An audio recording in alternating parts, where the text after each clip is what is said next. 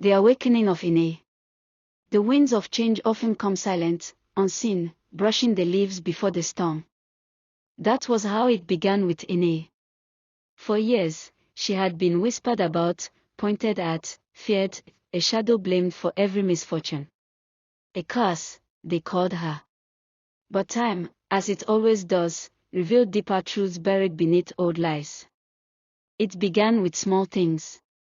A child who had been sick for months recovered after ENE passed her by in the market. Crops once thought barren flourished after she walked their fields. A hunter lost in the thicket of the eastern forest returned claiming it was a glowing presence, soft and fierce like a lioness, that led him home, and he swore that presence bore in his eyes. Whispers changed.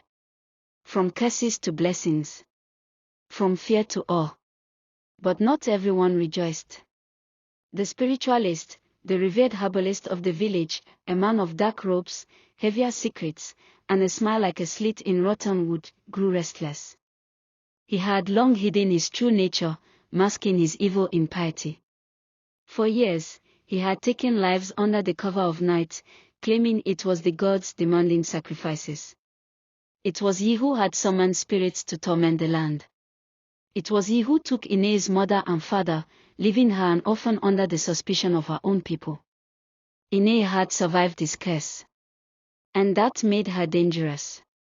On a day painted with golden sun and soft winds, ENE entered the forest to gather firewood, as she had always done, alone, unseen. But the forest was silent, unnaturally so. Not even the birds dared sing. Then came the growl, low and thick, like thunder crawling across bone. He came as a beast, cloaked in shadows, claws of flame, eyes like twin abysses. The spiritualist had taken a form no human could wear, hoping to end her once and for all.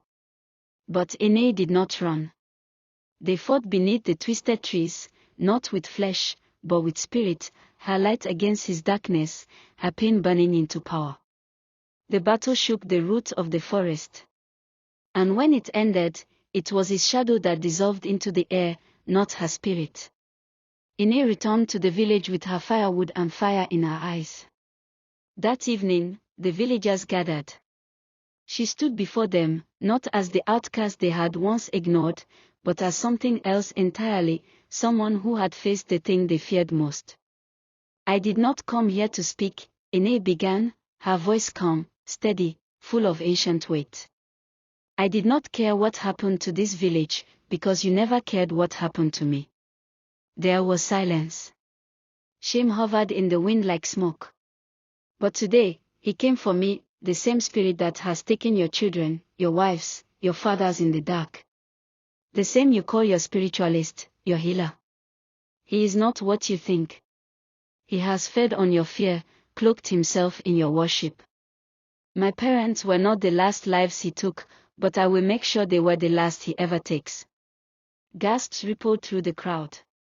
The herbalist stepped forward then, face twisted with mock concern. "Do not listen to her," he said. "She is a witch. A cursed soul I have protected you from for years." ENE did not flinch. "If you do not believe me," she said, her voice rising like a drumbeat, "then someone, anyone, should come with me tonight, into the forest or to the stream where he hides. If I'm lying, you won't come back alive." Fear wrapped its cold hands around the villagers. Heads lowered. Eyes turned. No one moved. Except one. Enego, a quiet, curious boy,